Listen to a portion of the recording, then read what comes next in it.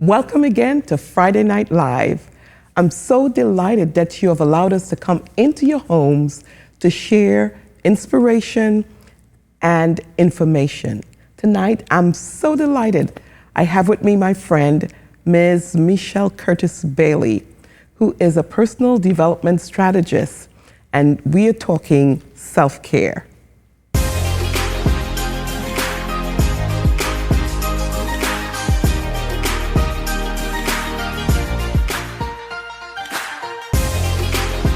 Welcome, my dear friend, Ms. Bailey. Thank you so much. I'm so delighted to have you. Thank you for having me. You are a personal development strategist. Yes. What does a personal development strategist do? So what I do is equip and develop individuals to protect and unleash their greatest asset. Wow. And their greatest asset is themselves. Awesome. So showing them how to protect that and unleash it as they go about in everyday life. Wow. So it's self-development, increasing Yes. capacity. Absolutely. Awesome. Awesome. Absolutely. Great.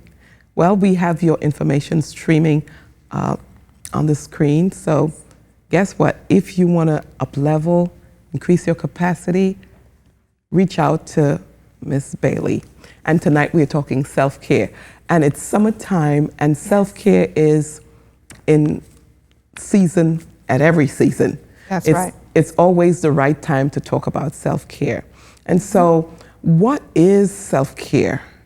So that's a great question. So right now, self-care is a buzzword. It is a trending word. Yes. Oh, I am going to stick my feet in some clear blue water. It's considered self-care. I'm going to lay on a spa table and it's considered self-care. Yes, all of those things are. However, in my world, my definition of self-care, it is the infrastructure and the systems that we put in place that protect us, honor us, connect us, and serve as a catalyst for us. So it is a multifaceted experience because self-care allows us to slow down enough to feel, be fully present, and to engage with one another. So while self-care is often marketed as getting the manicure or the pedicure or just going on vacation, those things are good and wonderful, but you can do those things and still not like yourself. Wow. So self-care covers the entire person, mind, body, spirit, mental, emotional, all of the facets of who we are. It's not just the things that we go to, because you realize those are things people are doing for us. Wow. Yes. Self-care, it always starts inside out. I like that whole issue of starting on the inside. Yes. So I want us to talk about the infrastructure. Yes. How do we create the infrastructure? Because you could, like you said, you could go to the spa, you could go to get your nails done and have the vacation, but the infrastructure is difficult to build. Yes. So I look at the word infrastructure. So any city, any community, there are the roads, the bridges, the electricity, the water, the things that are in place that make sure that we are well. Yes. As a community. But what does that look like in terms of self-care? That looks like boundaries. That looks like the community that we engage with. That looks like the experiences that we curate, the places and spaces that we show up on an everyday basis. How do we show up to engage with those? Those are the ways that we begin to construct what our infrastructure is, but it always starts inside first. So one of my focuses with self-care is that it must begin with honor. Because we growing up have often been taught, yes, we honor such and such, we honor such and such.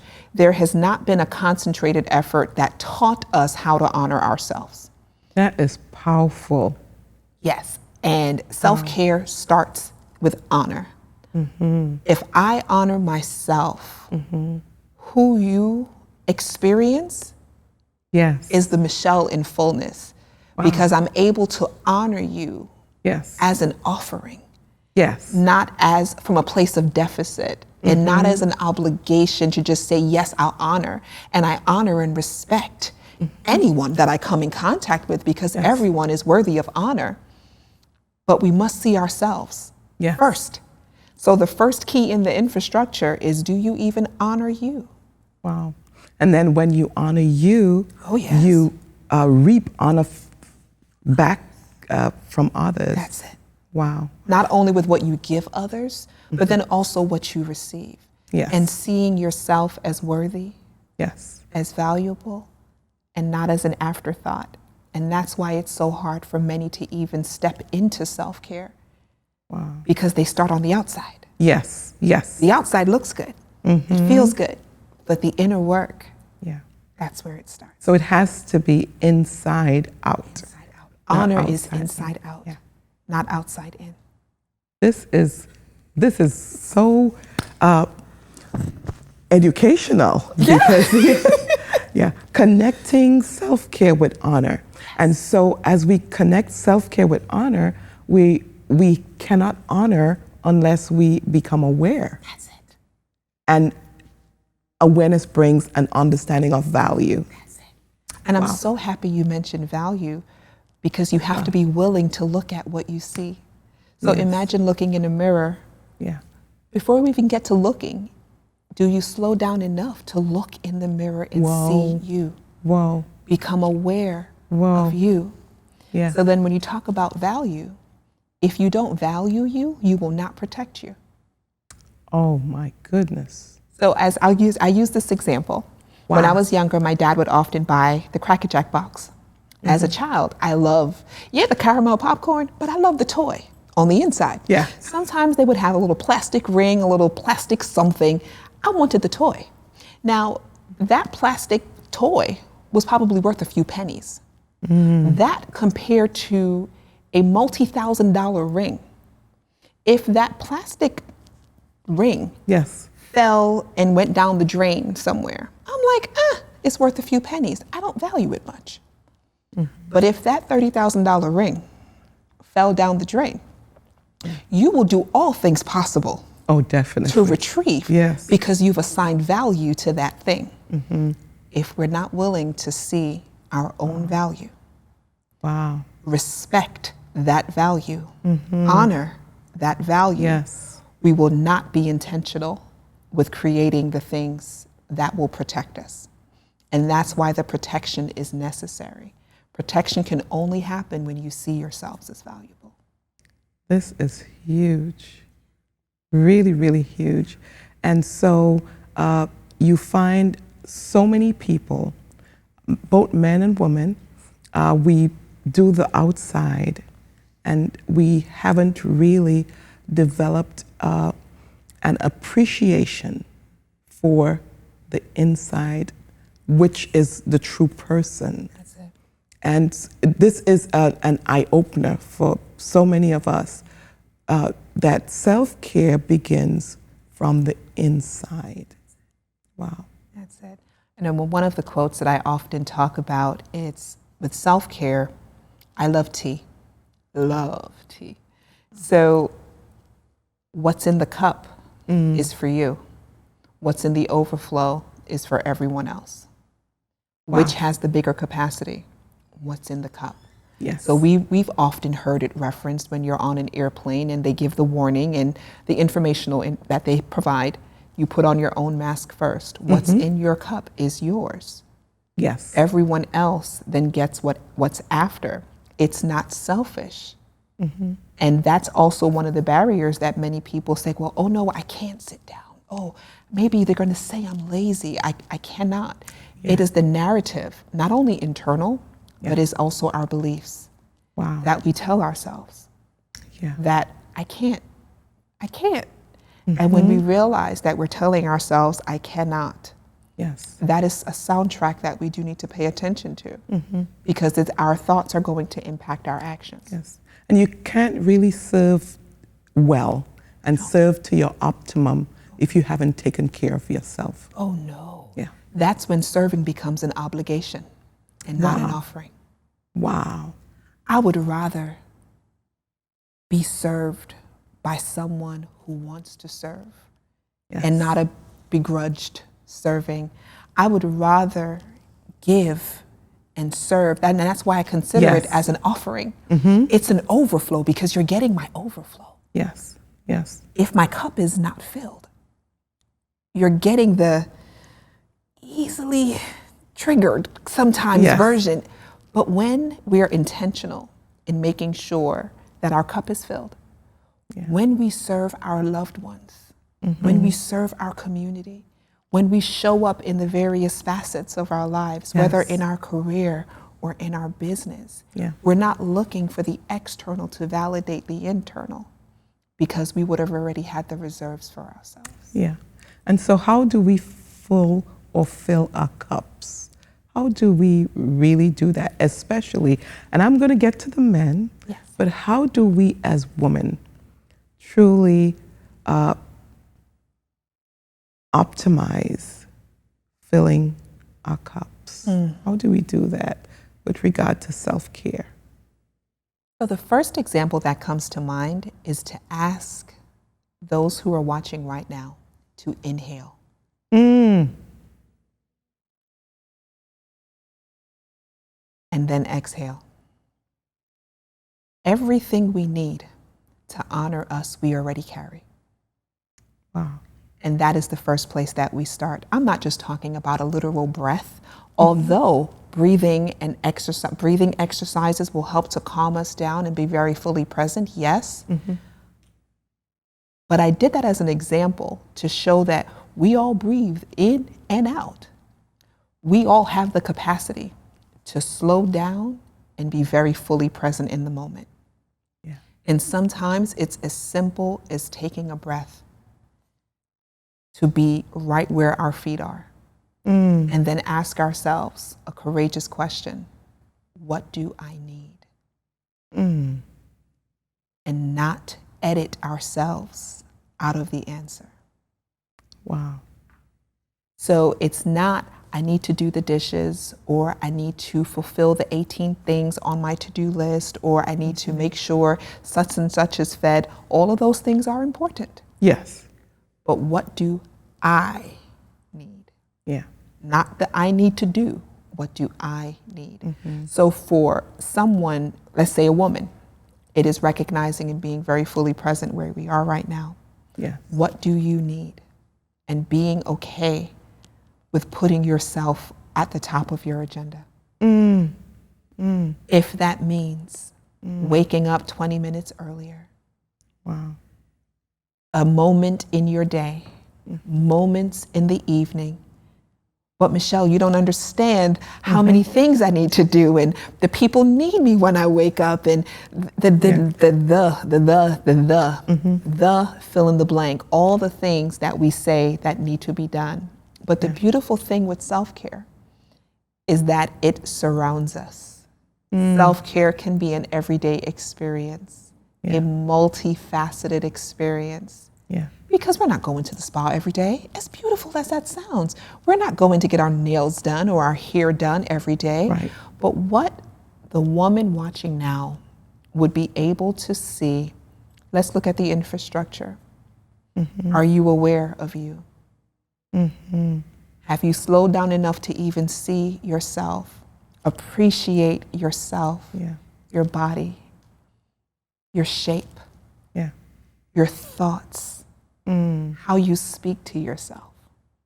Wow. That's where it starts, internal. Wow. For some people, you're speaking a foreign language, because putting me, putting you as a priority is strange. We haven't been taught that. Yeah, exactly. We've been taught to do and to function. And to serve. And to serve, exactly. We have not seen clear examples of what it is to be. And it's hard for someone who says, Michelle, you're talking German right now. Yes. What do you mean, be? I have all these things to do. Wow. And you know what I would say? Honestly, it's not your fault. Sometimes we only do what we've seen. Yeah. And sometimes we do because we know it needs to be done. And actually, I honor that in the people who can't even see themselves in a place of rest right now, because they've been willing to do it and they did the work. Yeah. And that's honorable. But you are more than the work that you do. Yeah. You are more than the service that you provide. And it is okay to give yourself permission to slow down. Wow. As you said, be, that reminded me of when I was in seminary. And one of our lecturers, he said, with regard to spirituality and Christianity, he said, you have to know, be, do. And I kept that as, kind of a mantra to remind me I have to know God first and be who He wants me to be before I can do. And so that whole piece of being, it's so lacking in so many aspects of our lives, because we want to do. Absolutely. I want to do this. I want to do this. But stop and be. Yes. Be at rest. Yes. Be at peace. Yes. Yeah. And you can be at rest even as you do. Wow. Rest is active and passive. So you can be in a state of rest while you run your multi-million-dollar company. Yeah. You can be in a state of rest while you function in your area of professional assignment and serve your community. It is not, sleep and rest are two different things. They are different things. Yeah. And half the time we need to tell people to go to bed. Yeah. Go to sleep. Get some sleep. Your body needs it. Guilty. But rest is active and passive. Yes. So it's building a relationship with rest that will allow us to then show up. Now, this is not a fantasy. Wow. Because someone may be thinking right now, Michelle, that's not real. Yeah. It just sounds too, I've never experienced it, and no one around me is experiencing this, right? But here's the thing. The beautiful thing with self-care, and this is why self-care is not selfish, because self-care has beneficiaries. Yes, yes. When we take care of ourselves, we are better able to take care of other people. Exactly. But this is another critical part. It trains others how to interact with us. Wow. Wow. Especially with something like boundaries. Yes. It trains people how to engage with us. Yes. So, you know how it's easy to say, well, I know such and such, they will always be available. They will always, we all know that person who's always available. We don't know how to say no. Yeah. Wow. They have trained us how to interact with them. Wow. It's easier to find more of those than it is to find those who would say, no, let me check and get back to you. Right. Let me think. Yeah. And there's nothing wrong. And so there's no shame in how anyone has functioned. As we know better, we do better. Yes. But today, I'm trusting that this experience will serve as an invitation. Wow. To the worn out woman and the worn out man who is tired of just doing and doing and doing. But to give yourself room. And permission. And permission. Wow. To be right where your feet are. Wow. Just saying that relaxes me. Intentionally. Wow. Yes. Yes. Wow. Wow. And so you said something that triggered, thought in my mind when you talked about rest. And there's passive and active resting. And as you said the word rest, it just made me think about my soul. And the fact that you can be resting and managing things externally. Yes. How does self-care connect with soul care? How does that connect? Because I'm hearing rest and I'm thinking the mind, I'm thinking the soulish realm. When I use the word rest, I think lifestyle. So I often use the word rest, and I really do mean self-care. Wow. I may use self-care and talk a lot about rest. So I use the term interchangeably. But when it comes to rest, yes, in knowing that you can still be in a state of doing. Right. From a place, I'll use your example of knowledge and awareness of who you are and what you function and carry. The being of being grounded in you and knowing what you contribute gives you then freedom to show up as you do. Wow. So being in a place of rest as we do life. Right. Is it always a hurry? Now, mind you, I did not read this in a book. I did not do a Google search on this experience. Right. This is experiences. And I'm not going to even say of doing things wrong, but trust and believe. I was not originally like this. Wow. In my state of doing. Honestly, I did so much that I thought my doing was my value that I added. Wow. My ability your doing was your to being. You got mixed up. Yeah. I found significant value, not specifically in what I did, but the fact that I know I could do something. Oh my gosh. Oh, wow. That was just like, yes, I can do this. I can do that. I can do that. Wow. But the cost. Yes. Yeah. Mentally, emotionally, spiritually. Wow. So when you talk about soul care, it is allowing ourselves to come into that place of know. Know, the K-N-O-W. Yes. Not only it's in the knowing vertically in our relationship with the Lord. Yes.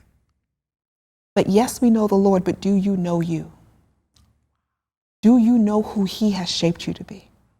So the know of knowing God is great. We need that, of course. Yes. But it takes the courage to get to know who we are. And it starts with knowing Him. That's it. Wow. Because we cannot know ourselves outside of the one who made us. Wow. So the full knowledge of who we are comes from the knowledge and awareness of who God is. That's great. That's And powerful. that then allows us, because I am is working and functioning through us. Yes. The beautiful thing with rest is that rest allows us to do life in partnership with God. That's great. Hold that thought. When we come back, we'll take a commercial break. We'll talk about how God has taught us to rest. And we'll also speak about developing a routine of self-care. We'll be right back.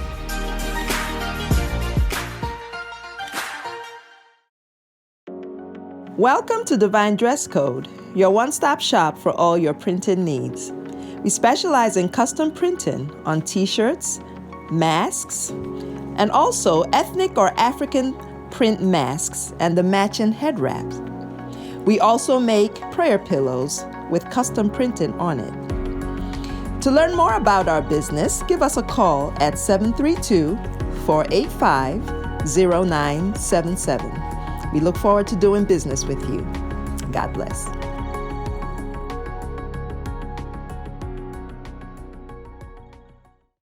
Colley Mentorship Institute is an educational environment intentionally tailored for you to develop, activate, and perfect your dormant giftings. You were created to be and do so much more. Allow us to help you to activate those God-given potentials that lie deep inside of you. You know you were created for greatness, but for far too long, you have allowed fear, procrastination, and other enemies of your purpose to hold you hostage. Allow us to come alongside you to expand and increase your potential. Call us today at 908-226-0223, extension 103, and register today for Glean Mentorship Institute. Allow yourself the opportunity to grow and be all that God has called you to be. Register today. You are worth the investment. We are back on Friday Night Live, and my special guest, Ms. Michelle Curtis Bailey, she is downloading some important, life-changing nuggets on self-care. And if you haven't connected, text, called a friend, please do so now and tell them to join us for this life-changing conversation on self-care. And so before the break, we were talking about our connection with our Creator. Yes.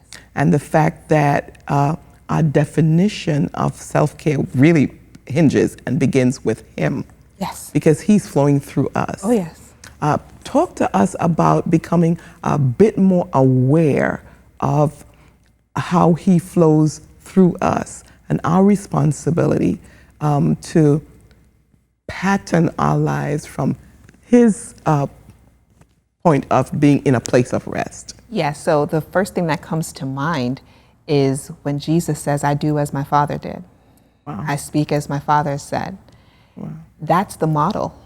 So as we come into the awareness, yes, of the triune God, did Jesus have to say that?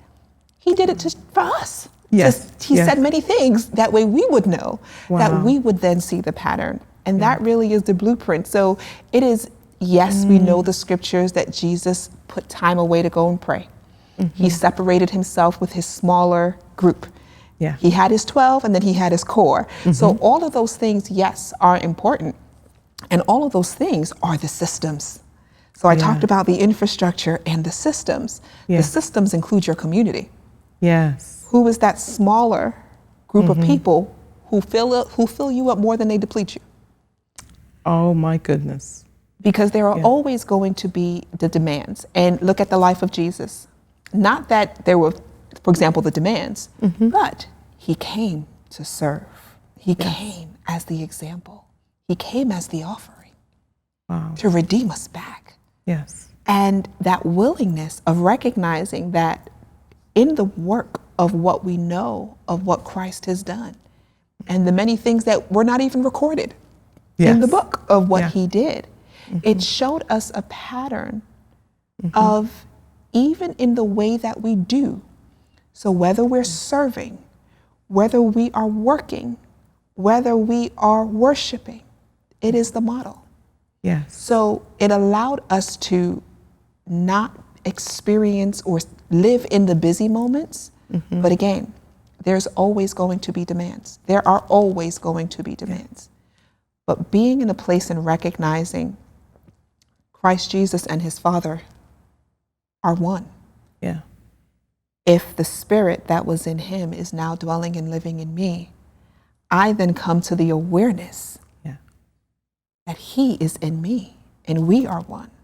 Yeah. So if my body, as you were sharing, is the temple of the Holy Spirit, is I'm able to now recognize and make certain choices. Now, this doesn't mean that we have this thing all figured out, because we're all doing life on a day-to-day basis. Yes. But in looking at the model and the pattern, the blueprint of life, it shows us that we do not have to be all things to all people. Right. And God was the healer. He was the deliverer. He was who He needed to be. The I am is. Yeah. And the beauty of it is He was always in demand. Yes. But there were times when He told His disciples, send them away. That's it. Send the multitudes away. That's it. And there were times that after He sent them away, He spent that time with the 12. That's it. But then there were times when He spent it alone. When He sent them and said, let's go over to the other side. And He sent them to the other side. But He went and found a solitary place. Yes. And spent time with His Father, recharging. Being filled up. And then He came walking on the water in the third hour or fourth hour of the morning. And so He came walking on the water after He spent that time of self-care. He's been filled up. So we're not walking on water and fishing and, all these, some people are fishing and, doing those things, which is great for Yeah. systems to run. Yeah. But it's the looking at the example. Yes. Yes. Even in the thing, because we're not here just sitting with our feet lavishly held high and not working and not doing things. We need to contribute to humanity Yes. and to society. So there is work to be done. Yes. The Yes. harvest is ripe. Yes. There's things to do. But it's the how. It is the how. Do we even see ourselves a part of the how? Wow. Do we assign the how by what we do? Or is the offering of the how based upon who we be? Not incorrect English, but based Right, upon how yes. we be. Because then we would recognize why people and community are necessary.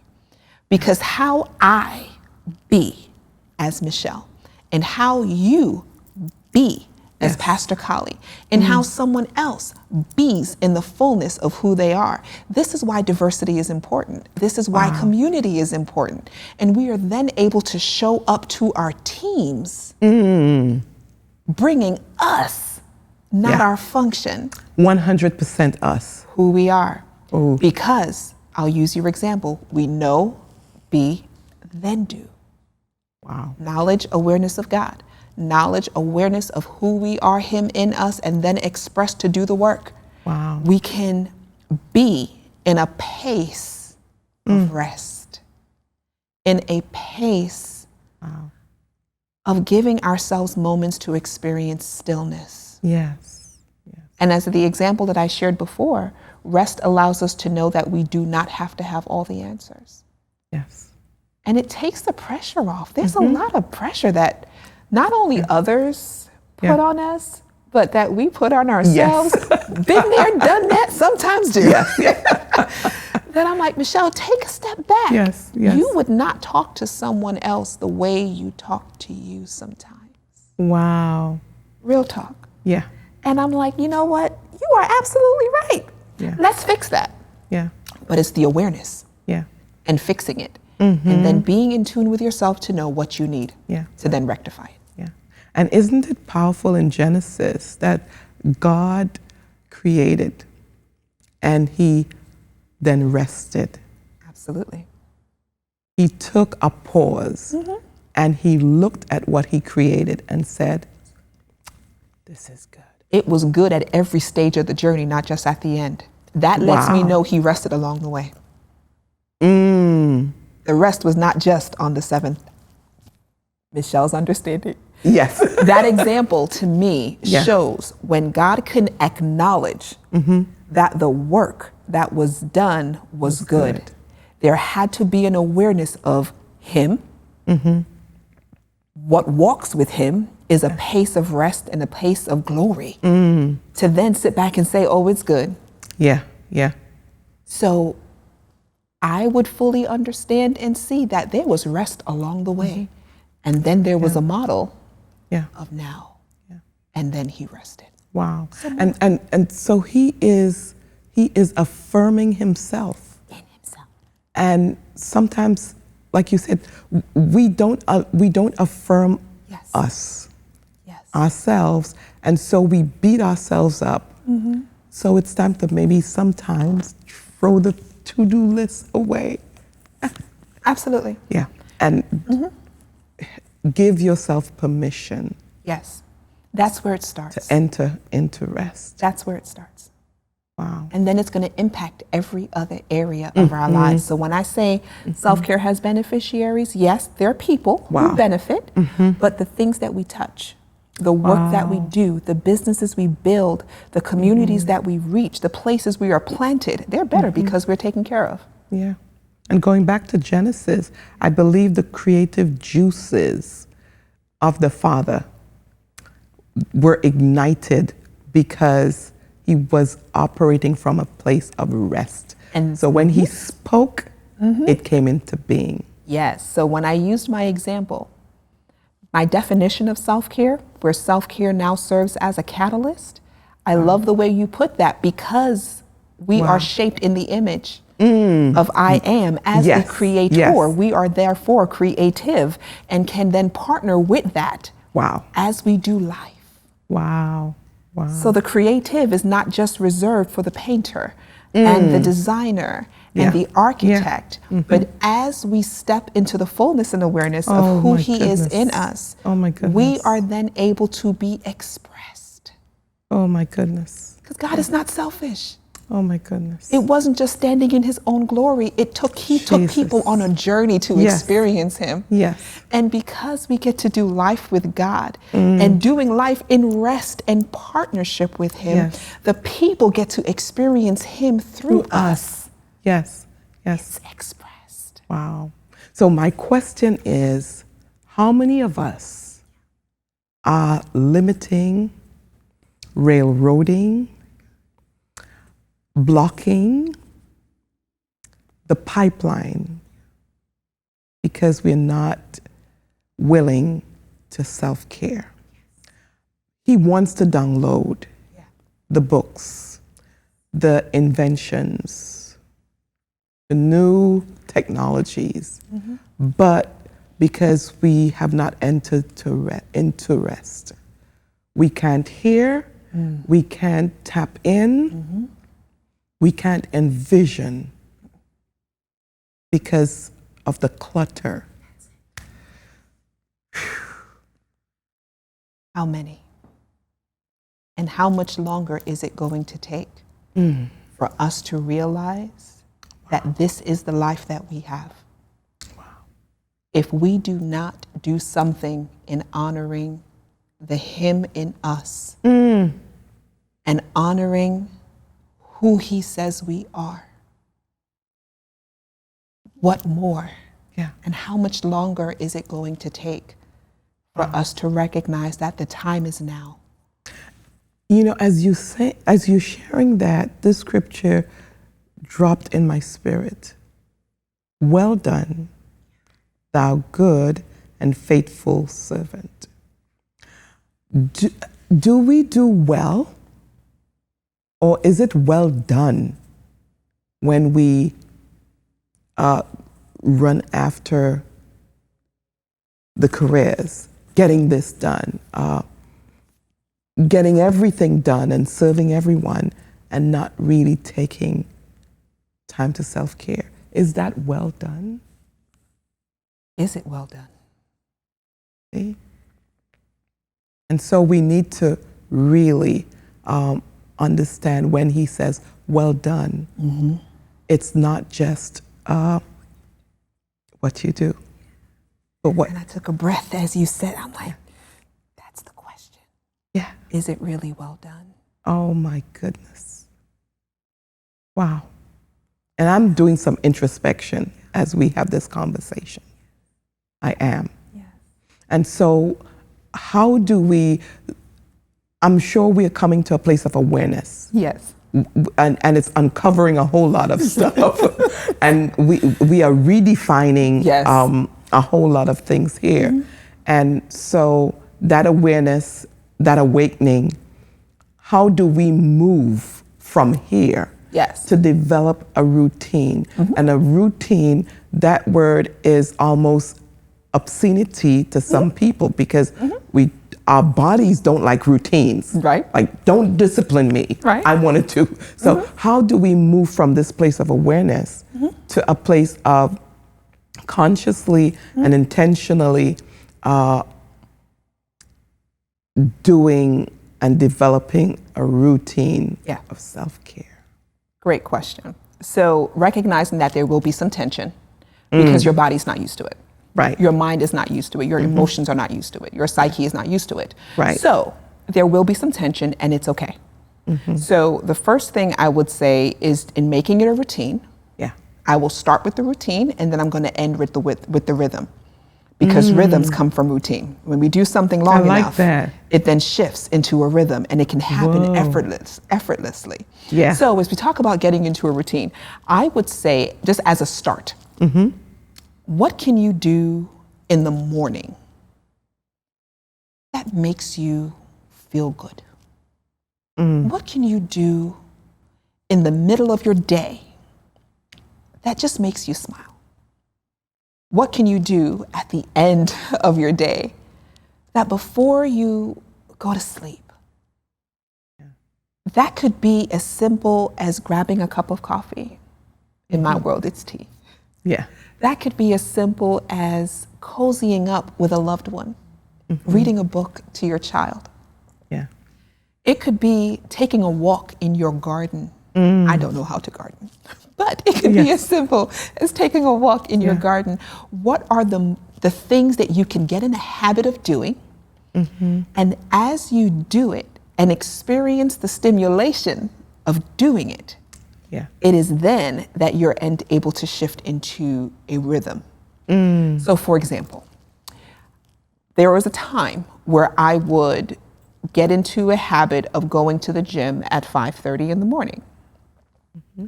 I did it in partnership with someone. So I didn't make the excuses because I honored the person.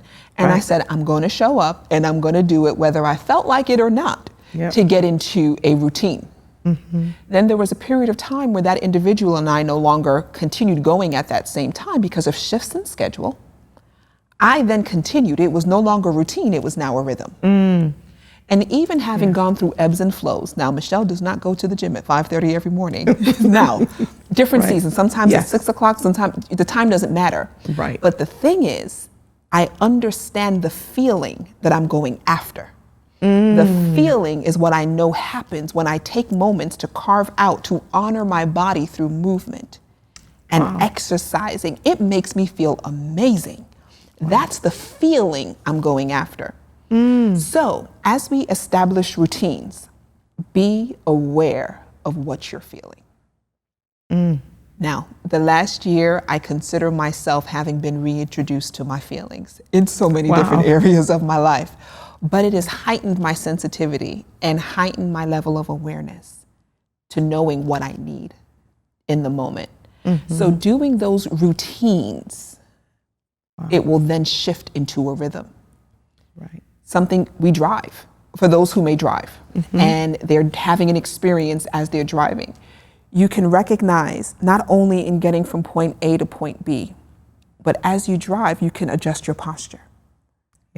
You can use your drive time as your you time, where you're listening to things that feed your mind and feed your spirit and make you feel good. You can use that time in that way. That way, when you step out of your vehicle, there's some more, you're filled up a little bit more. Then you will then recognize that a routine has shifted into a rhythm. So you may not need to specifically say, oh, I need to schedule it, but a real practical way is to start with a routine. That way you can explore what you like, what you don't like.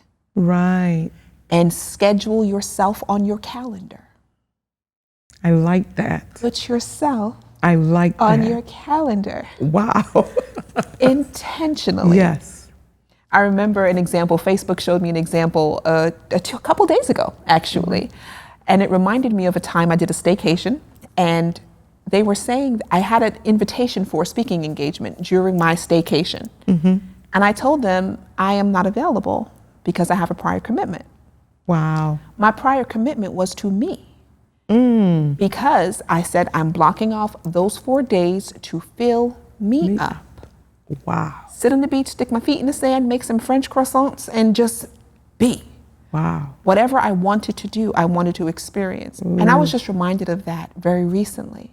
But that's just an example of, that's just days. But what would it look like to say these 20 minutes of savoring my coffee or tea is for me? And then creating spaces at home and at work. If you go to physical work or in your place of business, creating a space that you actually want to be in that allows you to experience self-care moments every day. That is powerful. And so we come full circle, valuing you. You are valuable.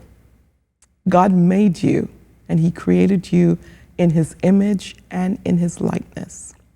And it's important for us to value who God made us to be, because we have been created for purpose, to fulfill destiny.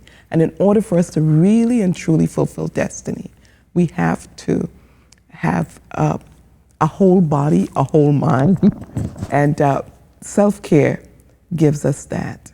Tonight, I hope you enjoyed this inspirational, informational conversation with my special guest, Ms. Bailey. And I know I have shifted, and I'm shifting as a result of this conversation. It's time to make a shift. Put yourself as priority because you're valuable and God has a great plan for your life. Have a great night and see you at the place of your purpose.